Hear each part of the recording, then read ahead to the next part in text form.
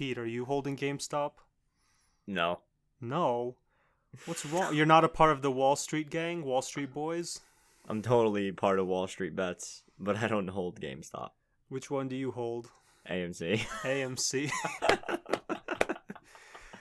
The next in line. And Nokia and BlackBerry and literally every other one. Everything No, else. I only have AMC. I mean, they're all on the chopping block.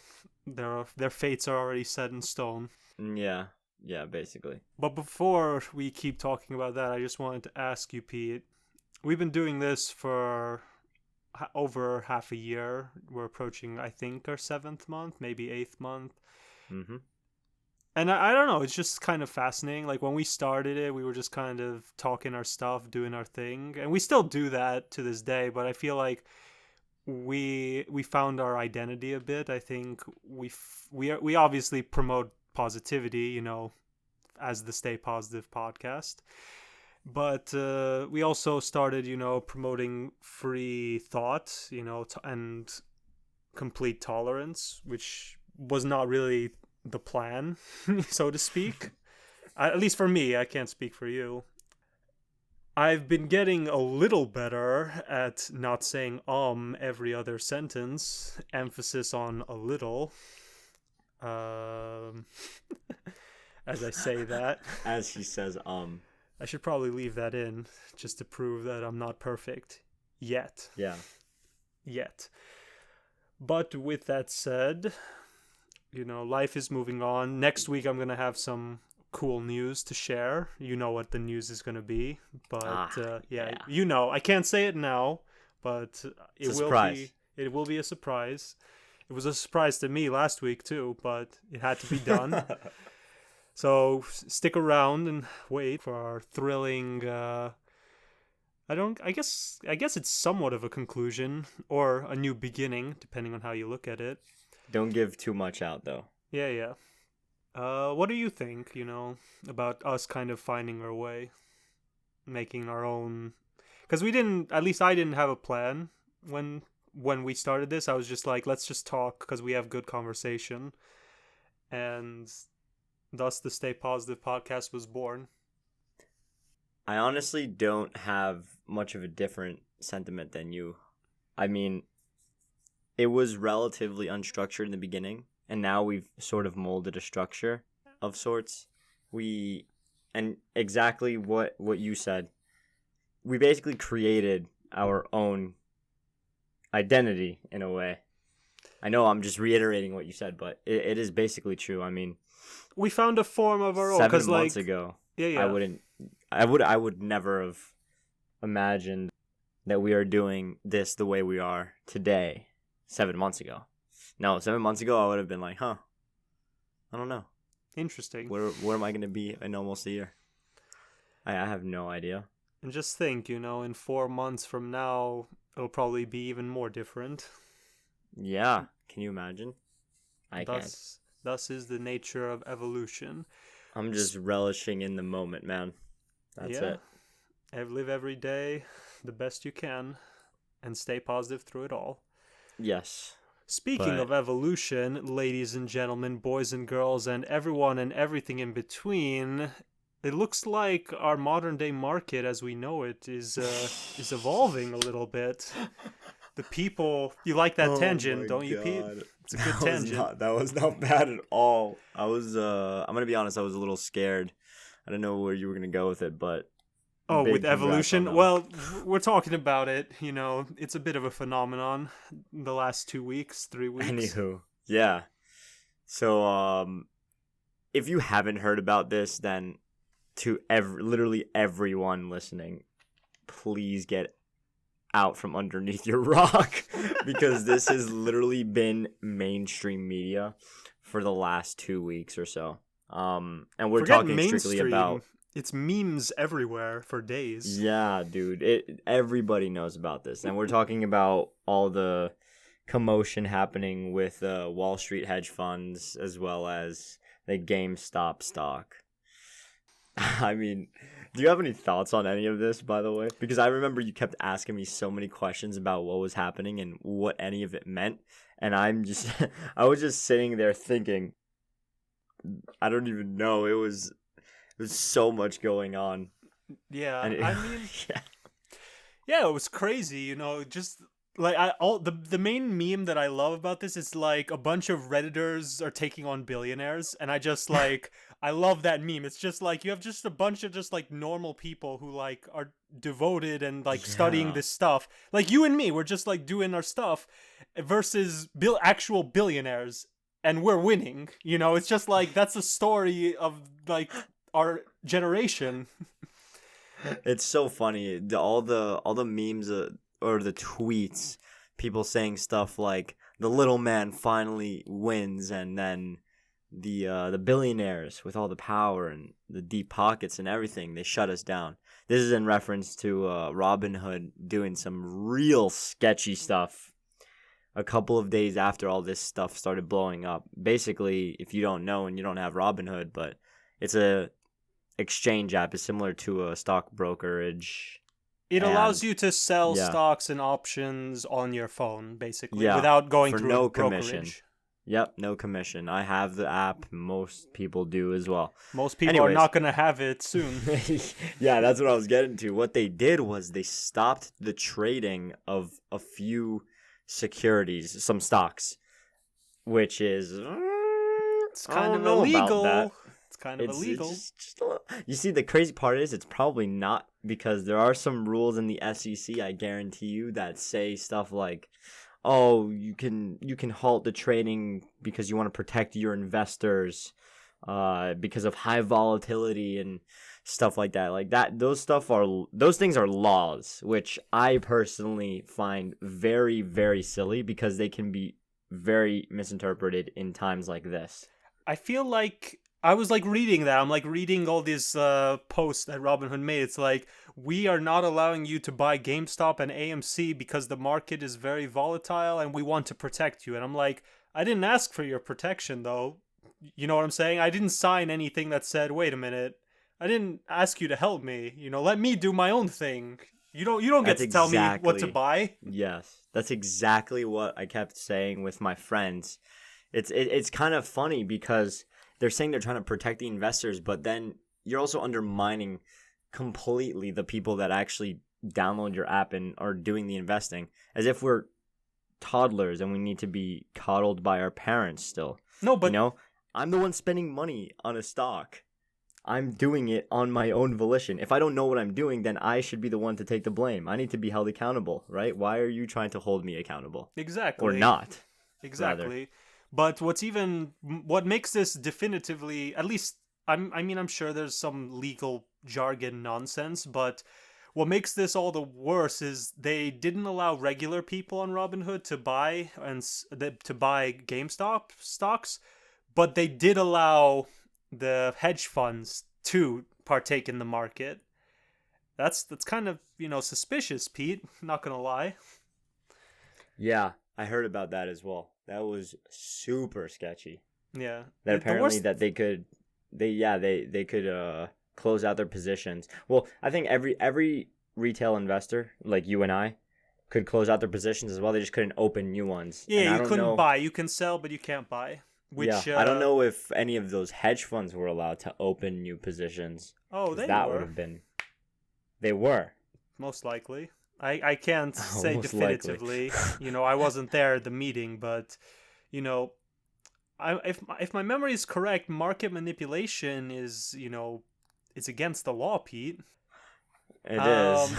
I kind of don't you think preventing millions of people from buying a stock when they want is kind of manipulating the market a little bit, kind of maybe? Sort of, a tad bit. I mean, no. But yes. Yeah, it definitely is. I don't know. Personally, I feel like it's all it's all one little hamster wheel that just feeds itself. It's a self-feeding machine. I've used that term before, but it really is, and I don't like it at all because the system itself just doesn't let people like you and I actually succeed when stuff like this happens. I mean, obviously there's an incredible amount of opportunity, more than we could have ever hoped for. But then when things of this nature happen, there are so many measures put in place that just screw a lot of people. Like, let's say someone was actually making a bet on AMC on their own volition. I mean, personally, I would invest in AMC right now. This is also not investment advice. I am not your financial advisor. We're Don't not listen experts. to me. Don't do your own research. Don't take our word for it, Yeah. please. Thank you. Exactly. But right now, I wouldn't invest in AMC because it's not doing well because of the pandemic. It's a film company known for theaters. Who's going to go to a movie theater right now? But if someone else has a different thesis behind their investment, they might have invested in AMC actually for a reason other than the fact that a bunch of Reddit people told them to, and then they had that cut off completely. Well, what about those people? There probably were very few far and wide, but I'm sure there were maybe one or two, and they got screwed by this, and that's not fair to them at all.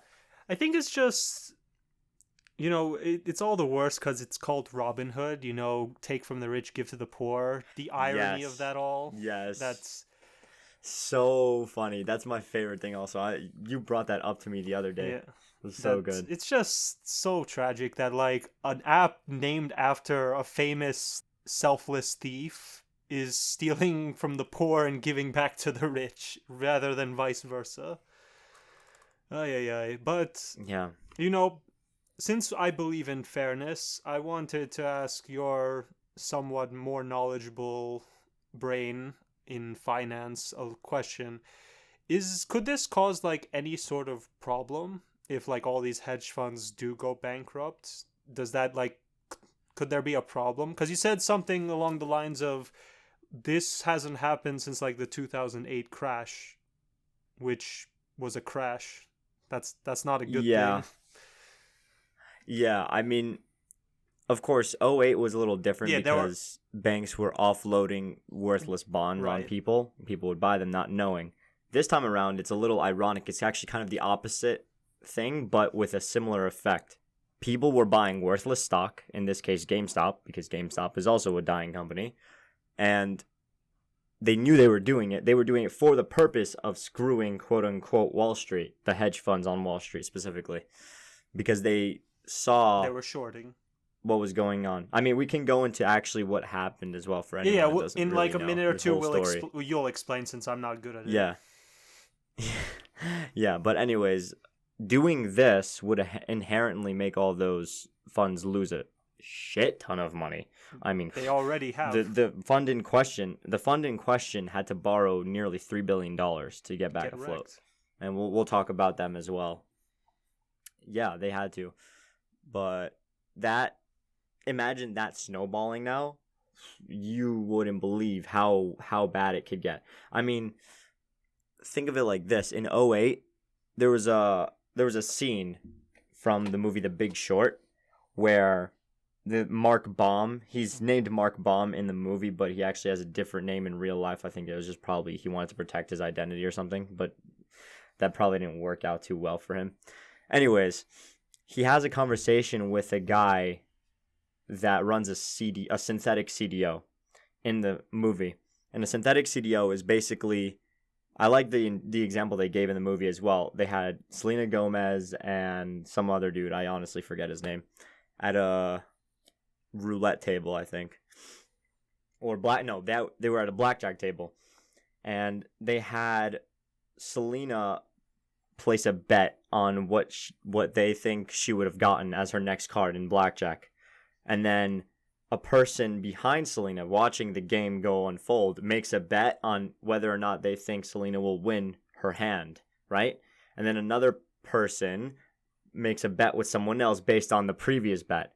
And then more bets on top of bets. And slowly but surely, there are huge multipliers on this money. So for instance, let's say Selena bet that she would win her hand 10 million, right? The first person makes a bet that she would lose for 50 million. The person makes another bet on that previous bet that the person making the bet would win. They bet 150 million. You can do that? And so on and so forth. Or blackjack? No. But I'm trying to explain right now what a synthetic CDO is. Because a CDO was essentially bonds. It was just a collection of bonds, of housing bonds, correct? And so a synthetic CDO would be collection of more of those housing bonds, kind of like bet on top of Got bet. it. Anyways, so this guy in this conversation with Mark Baum, he's talking about how he represents the investor, but yet he is being employed and managing the money of Merrill Lynch. Suspicious, doesn't it So sound wait, like? At least he is an investor, so he invests money, but he also works for the company. essentially. So he's He's guilty of technically inside trading. no, it's not the insider trading part. It's the fact that he's taking part in this activity that people knew about. It's fraud. It's fraudulent trading in a way because he's selling these positions to people knowing that they're just completely awful, doing it anyway and saying he represents the investor, but in reality he's representing himself as part of Merrill Oh, so Lynch. he's convincing idiots to buy his stock that he knows isn't worth anything, but they don't. Which will make the Yes. thing go up, which And means money. yes. And the people that do this, that allow for that stock to be bought, are the bank, Merrill Lynch, that employs this guy. So he's basically he's not forcing per se, but he's strongly convincing people to make the stock go up so that he can sell it and make a lot of money. Say that again? So he's selling bad stocks that he knows are bad and low, but they don't.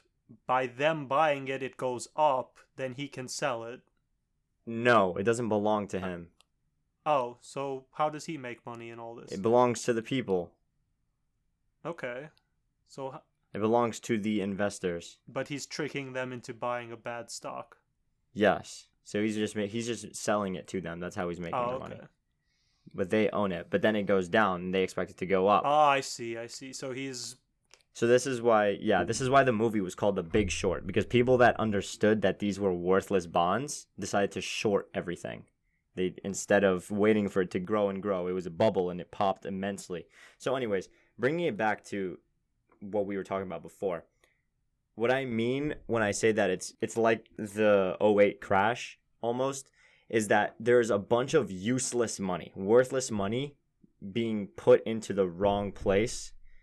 Except this time people knew about it and did it on purpose. Last time people didn't know, they were literally being screwed over by banks, Whereas right? this time the roles have flipped. Exactly. The role has completely switched. The narrative has changed, and this time people are doing it on purpose to screw, ironically enough, these institutions on Wall Street. So Does the world need hedge funds? hedge funds are usually for people that Billionaire. It's basically they just just a wanna invest glorified their money. billionaire's portfolio, right? basically. So they can all, go bye-bye and nothing of value was lost. See, this is just my personal opinion as well, and a lot of people probably may disagree. But I feel like if you're going to invest, you should know how to do it yourself and not rely on other people.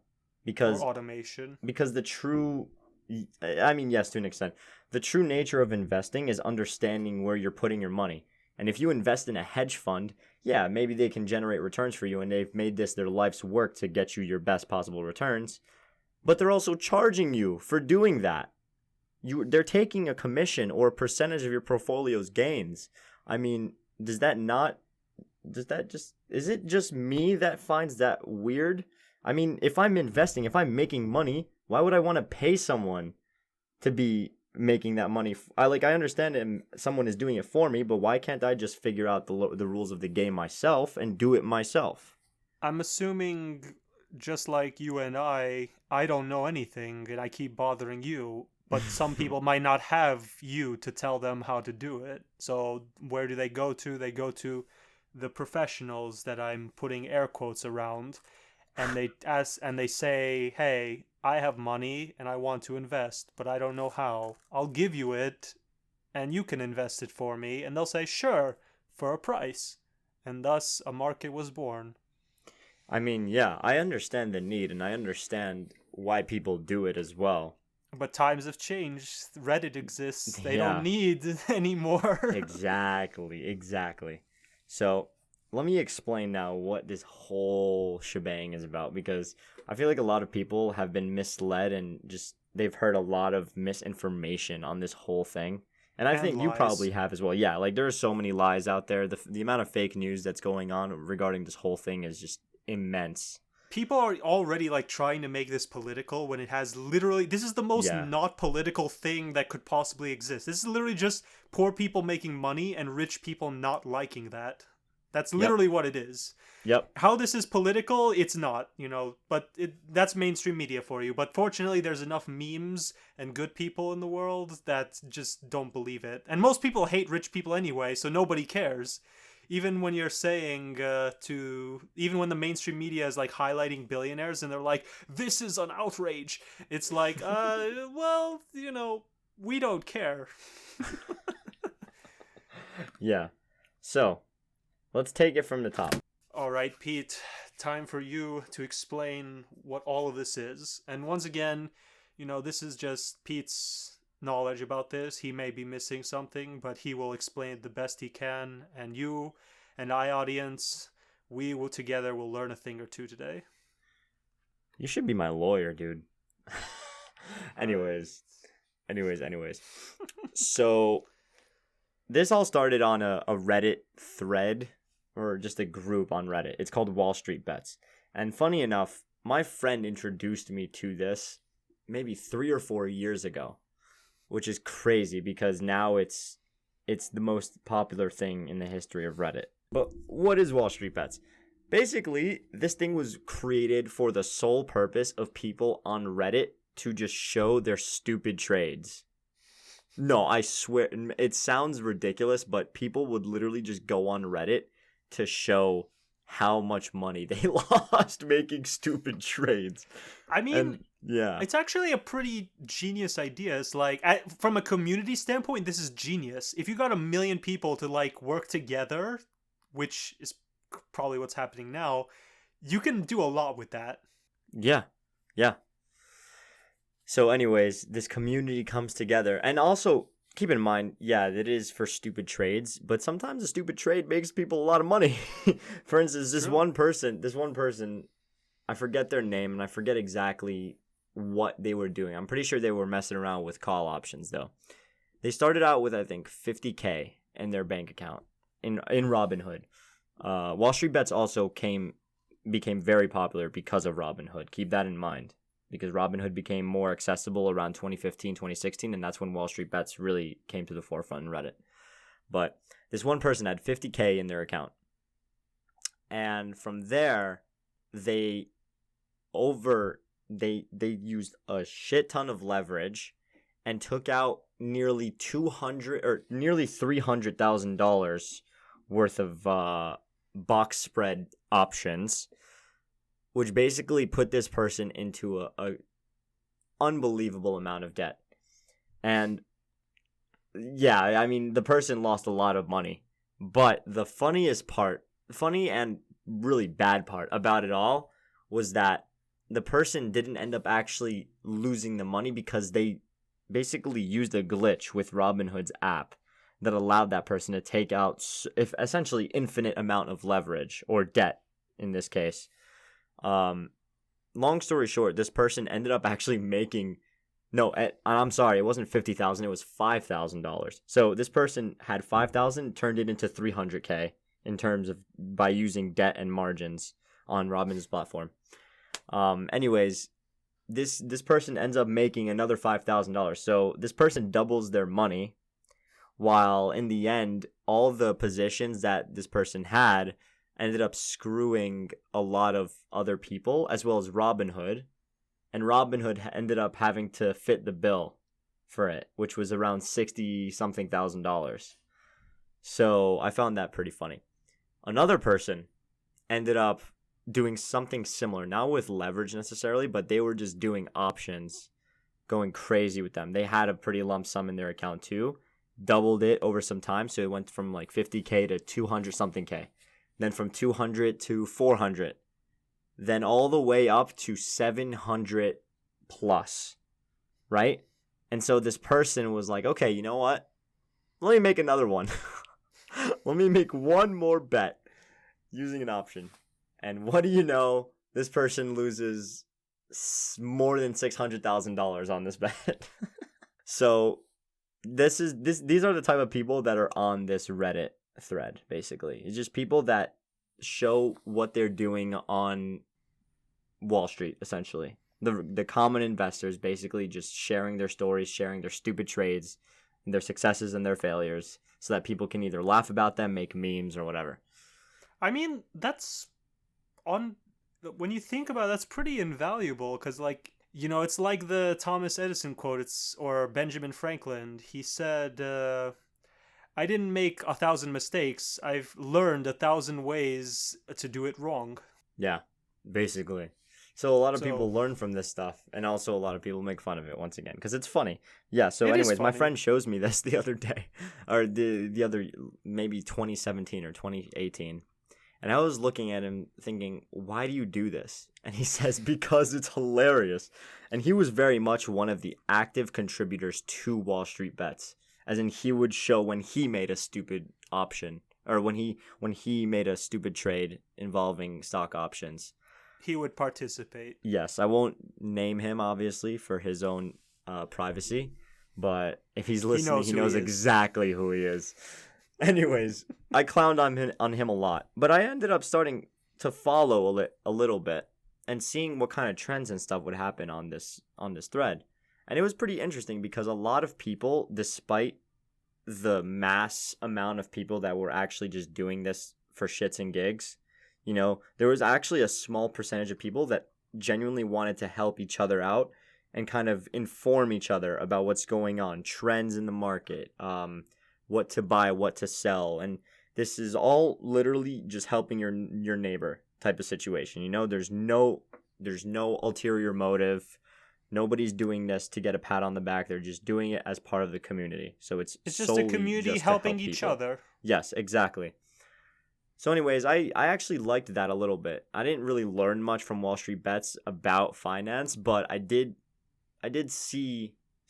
catch on some trends because of it. And then I found this trend, which was essentially this whole GameStop situation. So what happened was one person on Reddit ends up finding out that Melvin Capital, who is a subsidiary hedge fund of Citadel LLC, which is also itself a hedge fund. You will know why this is so important very soon, people. Anyways, Melvin Capital ends up taking a shit ton of shorts. I mean, 140% of their position was a short on GameStop. Now, if you know anything about investing, you know that 140% is a lot of money, is more than 100, right? Now, I was talking about this with a lot of people, saying, how is it possible that, you know, a fund can take 140%, essentially 40% more than their original investment? You know, that just makes no sense. I did a lot of research into it. It's technically not illegal, but it's very, very shady. It's incredibly shady. And this is exactly what happened with that one user on Robinhood. They basically used a lot of leverage and margins. And if it would have worked, they would have made money as if they had invested more than they actually did on this short, which is, quite frankly, almost illegal. Almost illegal. Just almost. Under the bar. It's literally just under the bar, and the SEC has rules for it as well. But you know, it's just under the bar. Anyways, a person caught on that Melvin Capital was doing this, and he's like, "Screw them. Let's pump GameStop. Let's do it." Literally, I tell you that it was literally just to stick the finger to this hedge fund, nothing more. Okay, I'm sorry, you know, because I'm an idiot. Could you one more time. So what were they doing 140% of? Let's say you were to buy a stock, right? Yes. And let's say your whole portfolio is $100. Yes. Right? And you expect to short sell that stock. Okay. So you don't expect that stock to grow. You expect it to fall. Exactly what Melvin Capital thinks about GameStop. All right? Okay. You have $100 in. You actually took a $140 position, even though you have $100. Those 40 extra dollars, they came both using the margins and leverage. But I don't own it. I don't have it technically. Technically, no, you do not. But I'm guessing it'll go down, and if it goes down, I make a lot of money because I have quote unquote more than what I technically can own. Yes, exactly. But it doesn't matter because it went down anyway, so I can afford it. Yes. But if it goes up, I'm in losing trouble. a lot of money. Yeah, so the point is you spent $100. Your position was based on you having $140, and you would have made money assuming your short sell went down. So for people who don't understand what a short sell is, it's basically when you sell something at a high price and buy it back at a low price and pocket the profits.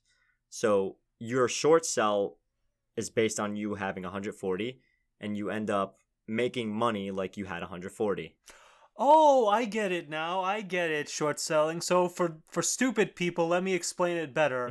So basically what it means is you make a promise that I'm going to sell you this stock for $100 and you're hoping that it goes down. That way when it goes down, you buy the stock for, let's say, $80, right? So it went down to 80. You promised you'll sell it to them at 100, and now you bought the stock for 80, you sold it to them for 100, and you made $20. That's short selling. Yes. But if it goes to 140, you now have to buy it with $140 that you don't have. Yes.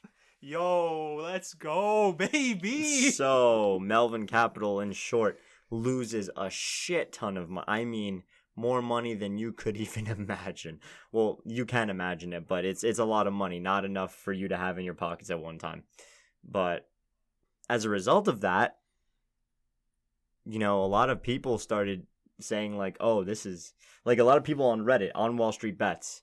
They started saying stuff like, okay, let's do it again. We're doing this. We're doing it. We are doing it. Because a lot of people, keep in mind, GameStop stock was at, what, $4? It was at $4 at its bottom. And that was part of Melvin Capital's short position. They were expecting it to go even lower than 4, I think. I don't know exactly what, and I don't know because, that's their own private information, of course. But it was really low. And then within a day, it goes to 40. So that's a 10x, dude. Can you imagine if you put $1,000, you'd have $10,000 the next day? Just because of fucking Reddit people. Yeah, but for the people who were shorting it, now you have to pay however many stocks you bought. You have to pay $10,000 for each of them. Mm-hmm. And you're a $1 billion organization. Yes. So anyways, this goes completely haywire, and a lot of people start buying more and more and more and more, to the point that GameStop reaches $450 or $60 at its peak. Yeah. This happened a few days ago. This past week. Yes. Can you imagine an absolutely, for better or for worse, a worthless company right now? Just like, think about it. Can you imagine putting $100 in and essentially turning that $100 into $10,000 within a day, or within a couple of weeks, when it went from 4 to 460? If it went, so that's 100 times. So if I did buy $100 worth of GameStop, that would mean 100 times 100. I would have made 10,000 from 100. Yes, you really would have. That's tragically unfortunate that I didn't jump on at the time. I mean, the thing is, everyone knows GameStop is dying, so like, of course, Melvin would know that it's just common sense. Like, it's gonna go lower and lower and lower and never go back up. Mm-hmm. But the future is not written, as they say. Exactly. Now, like I said, people, after this GameStop phenomenon happened, people wanted to go into more stocks, do the same thing. So they went into AMC, and they went into Nokia, and they went into BlackBerry, and literally like just a bunch of stocks that literally mean nothing anymore because no one invests in them anymore. Does it have to be a stock, like a dead stock? The point was to find a stock that hedge funds basically are shorting because they believe that they're not worth anything anymore. What if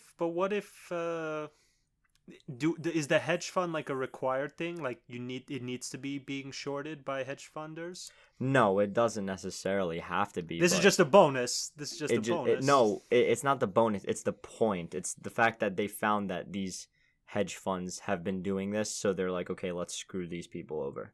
Oh, so this is just like a miniature revolution. Yeah, no, like I said, it's literally just a bunch of retail investors sticking their finger to Wall Street. And winning. To an extent, yeah. It's honestly just real life Robinhood at this point. It is. And from the sidelines, I watch it and I laugh so hard because there are some people that have made it where they are on Wall Street purely as virtuous people, and then there are also crooks. And it's the same. The majority. It's the majority. It's the same on the other side too. There are the people that just literally post their losses on WallStreetBets for people to laugh at them and to just enjoy the community. And then there are also the people that literally they find glitches and they screw over apps like Robinhood, and they just end up exposing them and stuff, and costing the app lots of money. They didn't screw over Robinhood. How did Robinhood lose money? Like I said before, they had to pay $60,000 because of a bug in their app's code. Oh, well, that's their fault for having a bug on a financial app. I mean, yeah, of course it's their fault, but it's at least they found out at a cost of $60K instead of hundreds of thousands or millions for a company like that. Yeah, that's not that bad. I mean, the thing is, when you're dealing with finances and more importantly other people's money, you don't mess that up. Yeah. Like, you don't get to mess that up. If anyone finds even one thing wrong with it, that's a problem. Yes, I agree. And it's understandable. Yeah.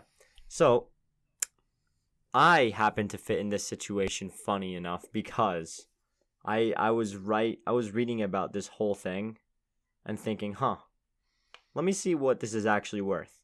So Robinhood, for all intents and purposes, is actually a really good app, aside from the fact of what they did that's really sketchy, in my opinion. And a lot of people agree. But in terms of everything else, it's a great app. One of their referral programs essentially has you get people onto the app and gives you free stocks. And most apps do this, actually, like Webull and all these eToro, they give you free stocks for getting on their platform. It's a common thing. So I had a bunch of free stocks, right, that I got because I referred people and I was referred to. Anyway, the total amount of buying power I had after I sold all those stocks was close to $100. So I basically was giving $100 for free. So I was like, okay, let me just buy AMC with this. Because I was like, the stocks I was holding, I only had like one share of each, and it was worthless because they were already practically at the peak of their growth because of just a lot of other factors over the last 9 months, virus, election, whatnot. So yeah, like I said, I told myself, let me just buy AMC and see where it goes.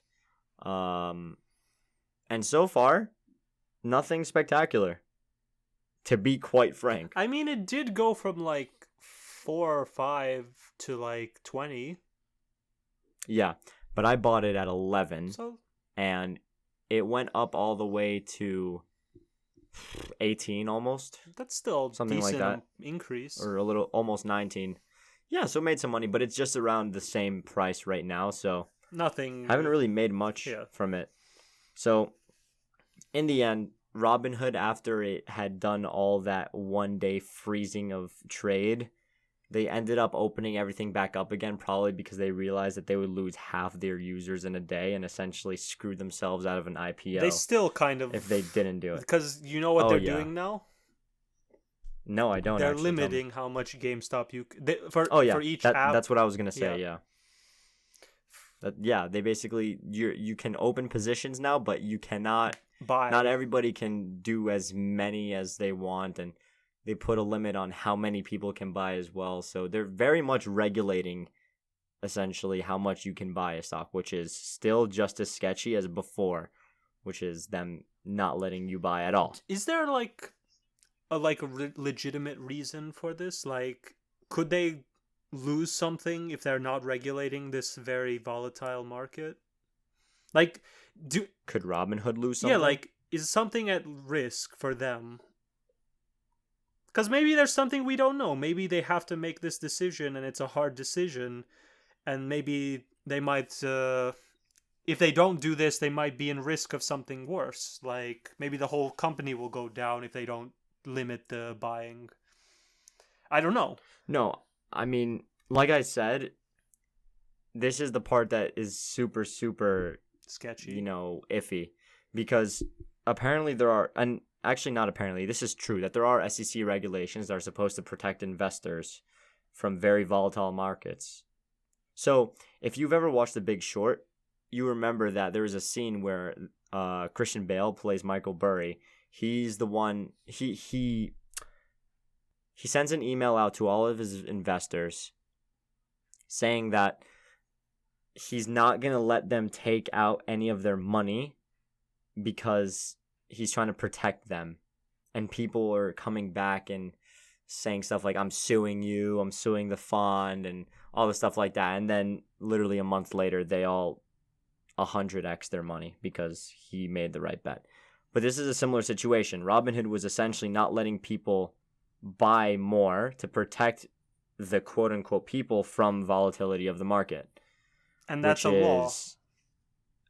Yeah, it's part of the SEC regulations. I don't know how much it really helps because, like I said, people are making their own decisions here. And if the SEC was monitoring WallStreetBets the way that most people were when they were buying GameStop, then they would understand that this probably doesn't apply here. Because people are doing this on their own volition, very much knowing why they're doing it. Yeah, it's not like they know what it's not that it's not necessarily risky, but they know exactly what they're doing. They're not going in blind to a volatile market. They're charging in fully aware. They're like soldiers going to war. They know what they've signed up for. Yeah. So, anyway, the Robinhood CEO got on an interview on CNBC and everything and basically sold this whole agenda, saying that, they had to protect the investors and yada, yada, yada. You think it's a lie? No, it's not a lie. It's the truth. It's PR I feel nonsense. like there was... It is exactly PR nonsense. He's not lying, but there was definitely something behind it that I just feel it's a little, But I'm not going to mess around with them, honestly, because I use the app. And it's just... to me, it's just pointless as well because they're just another cog in the machine, the way I see it. There's nothing they could really do to change the game too much. Anyway. They could just let the players play, Pete. They don't need to play referee in the game of finance. You see, that's what I wish was the case, but the SEC makes it so that whenever people play on your court, you have to be the referee.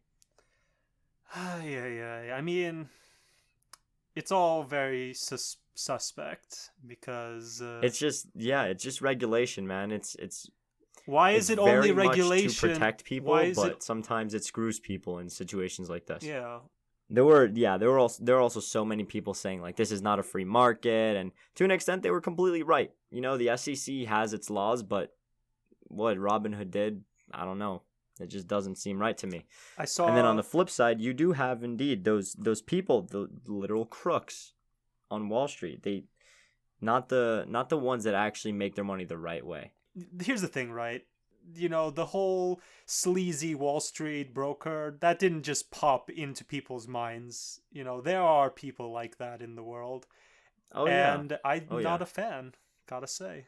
No, I don't think anyone should be a fan. Anyways, it's some interesting stuff, dude. And now, this brings me to another thing that I wanted to bring up. I don't know if I sent it to you, but there was even...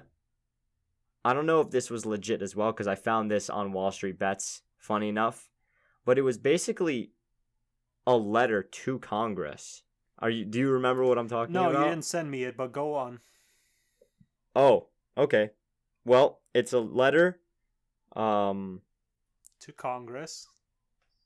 It's a letter. No, I'm sorry. Oh, It's not a letter to Congress. It's a letter to the acting attorney general. acting. Oh, to From, like Biden's lawyer. yeah. Yeah, it is. No, no, no, not Biden's lawyer. It's just the attorney general, the acting attorney general, What's his job? head of the Justice Department Got it. outside Okay. of the Supreme Court. It is from a member of Congress to that person. And basically, this person is talking about how Robinhood halted the purchase of U.S. stocks for several publicly traded companies, including GameStop, BlackBerry, AMC, and others. This was done so in a concerted effort to deplatform and silence individual investors. A member of Congress wrote that to them. A member of Congress wrote this to the acting attorney general. Okay. Um, I like where this is going. This began when an investment management fund called Melvin Capital Management placed an aggressive short sell on the company GameStop. To contradict this, the heavily followed Reddit page r/WallStreetBets and their administrators advocated that their followers purchase GameStop stock using the broker Robinhood. This movement was so immense that it drove the stock price to over 400% of its previous value, and as a result, Melvin Capital lost billions on their return, and Robinhood blocked users from buying any more of GameStop stock unless it was for liquidation. What does that mean? As in, you weren't allowed to open a new position. You weren't allowed to buy. You could only sell. But what does liquidation mean? It means selling. Ah, got it. What does Making your money liquid. Liquidation means making your money liquid, making it it cash. money, making it cash? What's the Yes. opposite? Solidification. No, I don't think that's a term. Is there an That's just opposite for investing. buying? Just buying, investing. Liquidation just means selling, man. It's Okay, not that. It's not that's a all I need to complicated know. thing. Okay. Yeah. Melvin Capital Management. So I mentioned the company Citadel before. This is where this gets Interesting. Yeah. Melvin Capital Management is owned by the parent company Citadel LLC, which according to a Bloomberg report gave Robinhood roughly 40% of their revenue. Ooh. Knowing the involvement Citadel has with Robinhood, it is clear that the actions taken today were motivated by anti-competitive reasons, not for concerns of volatility claimed by Robinhood. Market manipulation. Because of this blatant conflict of interest and obvious monopolistic activity, I'm calling on an immediate investigation by the U.S. Department of Justice into Robinhood and the hedge fund of Citadel LLC. Yo, I loved it. I love it. This is poetry for me. This is poetry. Now, once again, this is something that I found on WallStreetBets, so Take it with a grain of salt. Yes, it very well may be fake. I don't think it's fake because I've been searching for it and I found it on other places on the internet as well. But anyways, that letter is on the internet somehow, and it is what's true. on the It's a internet real stays thing. on the internet. Say again? What's on the internet stays on the internet. Oh yeah, it does. What did you So- search in Bing? Do I use Bing? No, what did you search for this letter? Paul Gosar letter to Monty Wilkinson. All right, there we go. Use Bing, type that in, and you'll find what we're talking about. You should know how to use the internet, kids. Honestly, there's a lot of stuff out on the internet, and please don't put yourself in a position where you have to see stuff you don't want to see. Also, yeah, don't. If you're under the age of like 15, do not post anything on the internet without like your parents like help. Okay, all right. We don't need to go into that. Anyways, No, it's just that's enough of a PSA. yeah. So, dude, that's it right there. Like the freaking company, that literally bought shares in Robinhood, invested in them, and gives them revenue as well. They own Melvin Capital. So the people who own Melvin Capital, they own part of Robinhood too? Yes, they are partial owners of Robinhood. I don't know, P. That's pretty suspicious. But wait, P. Here's a real question. Like, and this is playing partially the devil's advocate. If Capital did go bankrupt, does Robinhood go bankrupt? Citadel, you mean? Yeah, Citadel. Sorry. No, because No. Robinhood is its own company. So even if your investor goes bankrupt, you still stand tall. Yeah. So this is just I mean, are they forced? Like, are there like board members that force the CEO to do? So you've been telling me, like, we've been talking about this over the last few months, that it's not necessarily the CEO that makes the decisions. There's like a board of members that can decide. Yes. So Yes. maybe the board is made up of those Melvins and those Those Citadels, Melvins. and they were forced to make the decision they made. Is that a possible thing that happened? Yes. It's So very, very possible. So maybe something like that happened, where like some of the board members were just a bunch of Melvins, No, I mean, yeah, it's very possible that people on Robinhood's board are part of Citadel LLC, and they very much decided that this was the right thing to do to quote unquote protect the company and its users. Yeah. It's all BS. It's literally to protect the company Citadel's assets. Which two of those assets literally being Robinhood and Melvin. But in the end, they end up screwing both of them. So they're going to go bankrupt, and they've lost probably close to 30 to 50% of their users by the end of next week. Yeah. Good job, Citadel.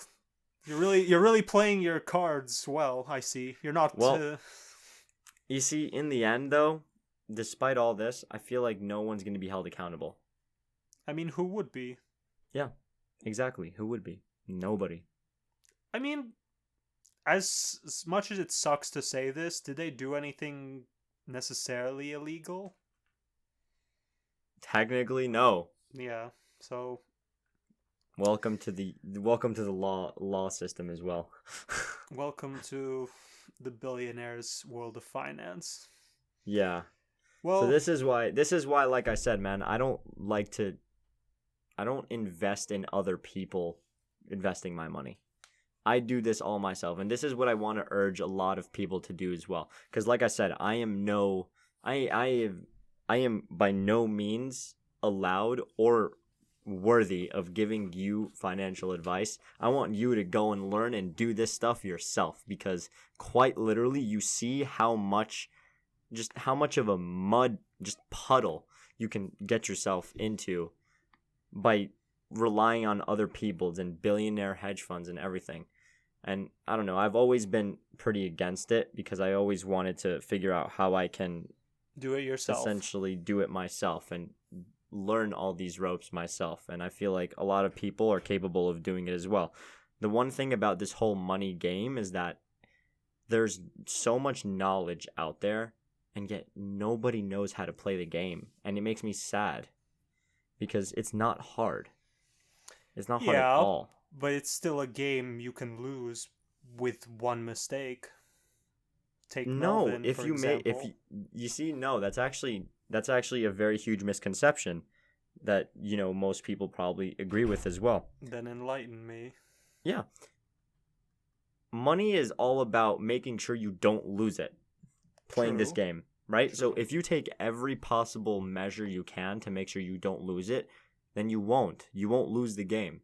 For instance, let's say you wanted to get exposure into the stock market on your own, and you ended up, for better or for worse, buying only one stock. Let's say that stock goes incredibly, incredibly up over a week. I mean, it doubles your money within a week. GameStop. Yeah. You're a millionaire now, assuming you put in $500,000. You're a millionaire, right? What happens when GameStop goes to zero next week? You've lost all your money. Yeah. One of the fundamental rules of investing is asset allocation and diversity of portfolio. That means buy more than just one thing. You don't want to literally put all your eggs in one basket, because otherwise you're screwed. Like I said, if GameStop loses all its money, what are you going to do? You have to buy more than just one asset. GameStop here is an asset, So that's something that I do. I mean, here are the 3 rules I follow. 2 of them are literally straight out of Warren Buffett handbook, honestly. And that's not a real book, but I'm saying Warren Buffett as an investor is probably one of the people I look up to, because, I mean, he did it the most simple way. It's just that a lot of people aren't patient to do it that way, but it's the best way to do it. He said his number 1 rule is don't lose money. His number 2 rule is go back to rule number 1. My third rule that I like to use is just hold it long. Hold on for a long time. Don't sell it. I mean, that's my you can say thesis. I use those principles to literally guide myself, and I've done relatively well for myself, and a lot of people notice that, and they ask me questions, but I don't do that to make myself seem more pretentious. I do it to help other people because I think that everyone else deserves to have the same knowledge. There's a wealth of it out there, and I don't know why people can't indulge in the same thing. Well, I mean, if you have college or if you have work, it's kind of hard. Yeah, of course, I understand. It's really hard. Sometimes you just need to find ways. There's always a way. I'm always a very strict believer on where there's a will, there's a way. If you truly want to do it, you'll figure it out. There's no reason to make an excuse for yourself. Yeah, of course, it's very possible you may literally have only $50 of extra spending power coming in from your paycheck every month because you have a lot of bills and you have debt and whatever. But those $50 would do really great in an investment portfolio instead of on a new pair of headphones. It's true. If you spend $50 on GameStop at $4, you'd be $50,000 out of 50. Or $5,000. Yeah. But that's beside the point, and that's just your way. That's not definitive advice. You should, once again, of course, proclaim, because there are other markets, not just the normal ones like penny stocks, but we don't need to go into that. Or crypto or forex, or there's a million different ways you can make money investing. Yeah. So when you're going into the world of finance, do your homework a lot, because it's your money. You're the only one that's going to care about it, so you better care as good as you can. Hell yeah, dude. And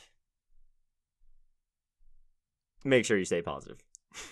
Stay positive, everyone, and stay safe. Happy investing. See you.